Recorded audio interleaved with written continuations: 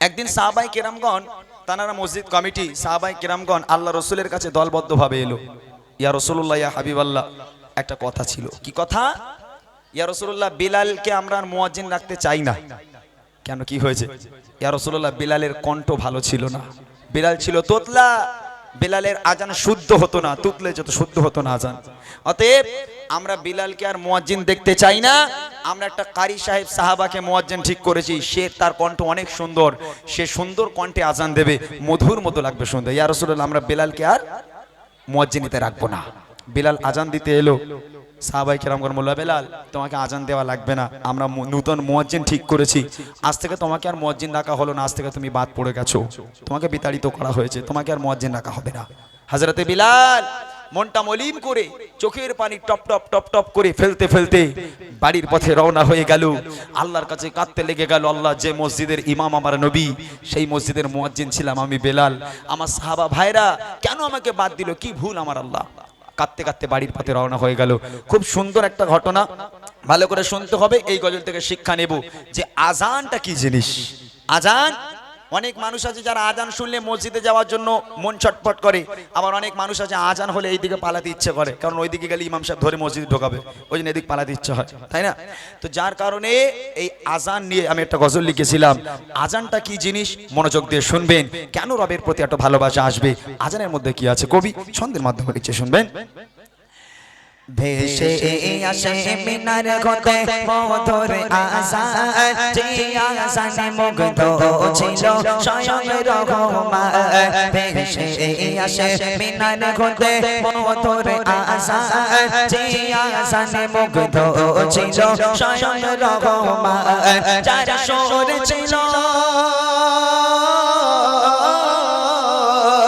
যার সুর ছিল এত মায়া ভালোবাসার টান, যার সুর ছিল এত মায়া ভালোবাসার টান।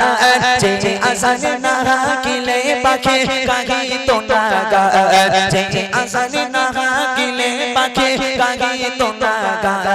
ভেসে আসে মিনার ঘতে মধুর আজান, যে আজানে মুগ্ধ ছিল স্বয়ং রহমান। ইয়া রাসূলুল্লাহ, ইয়া হাবিবাল্লাহ, বেলালকে মুয়াজ্জিন রাখতে চাই না। এই বেলাল, তোমার কণ্ঠ ভালো নয়, তোমার আওয়াজ তুতলে যায়, তুমি তো তোতলা, তোমার আজান শুদ্ধ হয় না। আমরা আজ থেকে একটা কারি সাহেব সাহাবাকে মুয়াজ্জিন ঠিক করলাম, আজ থেকে সে আজান দেবে, তার কণ্ঠ খুব ভালো। হযরতে বিলাল মনটা মলিন করে বাড়ির পথে রওনা হয়ে গেল। তারপর দেখেন কি হয়। একদিন সাহাবারা মিলে নবীকে বলে, কণ্ঠ তাহার লাগে না ভালো, আছে ভরা ভুলে। একদিন সাহাবারা মিলে নবীকে বলে, কণ্ঠ তাহার লাগে না ভালো, আছে ভরা ভুলে।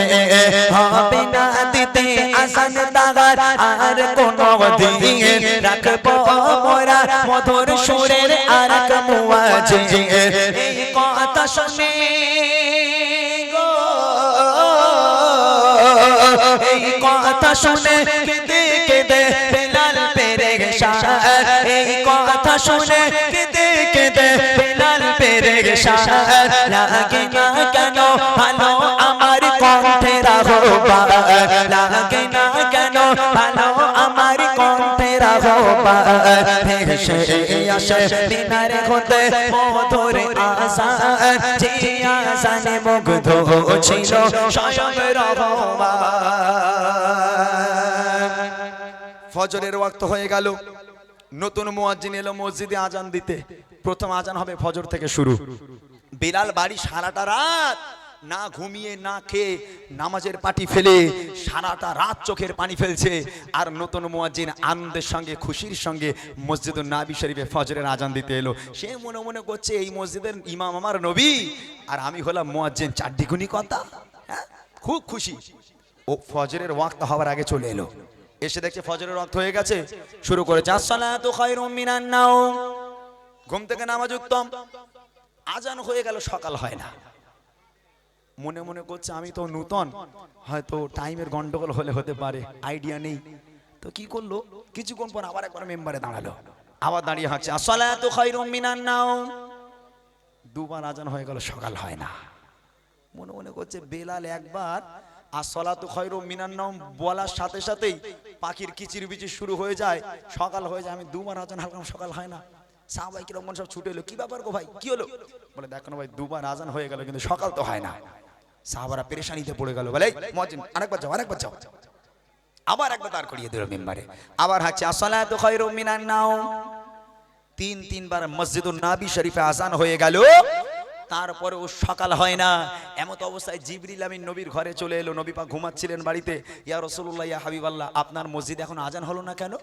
আল্লাহ রাসূল ধরপড় করে ঠেলে উঠেছে, পাশে স্ত্রী শুয়েছিলেন। জিজ্ঞেস করছে কি ব্যাপার গো বিবি, আজান হয়নি? বলে আজান হয়নি মানে আপনার নতুন মুয়াজ্জিন ভুল করে 3 বার আজান দিয়েছে। জিবরিল আমিন বলছে, ইয়া রাসূলুল্লাহ, ইয়া হাবিবাল্লাহ, বেলাল একবার আজান দিলে আল্লাহ পাক আরশে মুআল্লায় বসে বসে বেলালের আজান শোনে, আর আপনার নতুন মুয়াজ্জিন 3 বার আজান দিয়েছে, ও আজান প্রথম আসমান পর্যন্ত যায়নি। বলবেন না সুবহানাল্লাহ? হবে না সুবহানাল্লাহ? আমার নবী পাক বলছে তাহলে ব্যাপারটা গিয়ে দেখতে হবে। আমার নবী পাক তাড়াতাড়ি করে মসজিদের পথে রওনা হয়ে গেল। তারপর দেখেন কি হয়। এবার ফজরেতে ডাকে নতুন মুয়াজ্জিন, কাটে না আধার যেমন সকাল হতো প্রতিদিন। তিনবার মিম্বারে উঠে আজান হেঁকে যায়, তারপরও কেন কাটে না রাত, সকাল লাগি হয়। জিবরিল আমিন গো, জিবরিল আমিন নবীর কাছে করে যায় বায়ান। জিবরিল আমিন নবীর কাছে করে যায় বায়ান। মসজিদে নববীতে কেন হলো না আযান? মসজিদে নববীতে কেন হলো না আযান?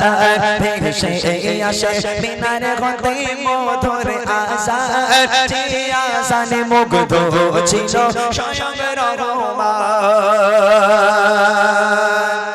এই সাহাবারা কি ব্যাপার গো, কি হয়েছে? বলি ইয়া রাসূলুল্লাহ, ইয়া হাবিবাল্লাহ, 3 বার আজান হয়ে গেল, এখনো পাখির কিচিরমিচির হয় না, সকাল হয় না। আমার নবী পাক টেনশনে পড়ে গেল। ওই সময় জিবরিল আমিন আবার মসজিদে নবী শরীফে হাজির। ইয়া রাসূলুল্লাহ, ইয়া হাবিবাল্লাহ, আল্লাহর কাছে থেকে বার্তা নিয়ে এসেছি। কি বার্তা? আল্লাহ পাক বলেছে আপনার এই নতুন মুয়াজ্জিন একবার নয়, 2 বার নয়, 3 বার নয়, যদি একাধারে কাল কিয়ামত পর্যন্ত আজান হেঁকে যায়, আল্লাহ পাক ওয়াদা করেছেন সকালের আলো আর কেউ দেখতে পাবে না কিয়ামত পর্যন্ত, যতক্ষণ পর্যন্ত হযরতে বিলাল ওই মেম্বারে না দাঁড়াবে। আমার নবী পাক আর দেরি করলো নাই, শিগগির যাও বিলালকে ডেকে আনো। সাহাবায়ে কেরামগণ বিলালের বাড়ি চলে গেল। গিয়ে দেখছে হযরত বিলাল আল্লাহর কাছে হাত তুলে কাঁদছে, আল্লাহ আল্লাহ, আমি তো ইচ্ছে করে কালো হইনি, আল্লাহ তুমি আমাকে কালো করেছো। আল্লাহ আমার এই কণ্ঠ তো আল্লাহ তুমি দিয়েছো। যে মসজিদের ইমাম ছিল আমার নবী, সেই মসজিদের মুয়াজ্জিন আমি কেন, তার আমাকে বাদ দিল। আল্লাহ আল্লাহ তুমি আমাকে আবার কবুল করো। সাহাবারা বলছে এই বেলাল, রাসূল তোমাকে ডেকেছে, শিগগির চলো। হযরত বেলাল চোখের পানি মুছে গুটি গুটি পায়ে মসজিদে নবী শরীফে রওনা হয়ে গেল। একজন নবী পাক মসজিদে দাঁড়িয়ে আছে, হযরত বেলাল পৌঁছে গেল। আমার নবী পাক একটু মুচকি হাসি দিল। হযরত বেলাল সব দুঃখের কথা ভুলে গেল। আমার নবী পাক বলছে বেলাল এসো, তোমার জায়গায় তুমি চলে এসো। হযরত বেলাল খুশি খুশি মনে, একদম খুশি মনে, সব দুঃখ মিটে গেল। খুশি খুশি মনে মেম্বারে গিয়ে দাঁড়ালো। আমার নবী বলছে বেলাল শুরু করো, আজান শুরু করো। এর হযরত বিলাল রাখছে আসসালাতু খায়রুম মিনান নাওম। ঘুম থেকে নামাজ উঠতাম, একবার আসসালাতু খায়রুম মিনান নাওম, আবার একবার শুরু করেছে আসসালাতু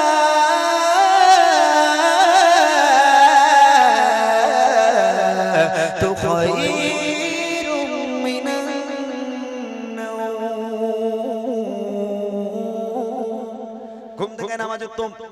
হযরত বেলাল আসসালাতু খায়রুম মিনান নাওম যেই শেষ করেছে, আল্লাহ পাক আল্লাহ তাআলা অন্ধকারকে সরিয়ে দিয়ে আল্লাহ সূর্যের আলো দিয়ে সারা দুনিয়াটা আলোয় আলোকিত করে দিল। আরেকবার জোরে বলুন না সুবহানাল্লাহ। তাহলে মুয়াজ্জিন কাকে বলে? এমনি বলেনি রাসূলুল্লাহ সাল্লাল্লাহু আলাইহি ওয়াসাল্লাম যে প্রত্যেক মসজিদের মুয়াজ্জিনের হাসর নাসর হবে হযরতে বেলালের সাথে। হযরতে বেলাল ছিল কেমন মুয়াজ্জিন? আর আযানের ধ্বনি যার অন্তরে বাজবে সে কোনোদিন নামাজ কাজা করতে পারবে না, তার অন্তরে দাগ কাটবে। কবি লিখছে দেখেন, আদেশ করে দয়াল নবী ও সাহাবারা, বেলালকে ডেকে আনো তোমরা আবার দুবারা। আদেশ করে দয়াল নবী ও সাহাবারা, বেলালকে ডেকে আনো তোমরা আবার দুবারা।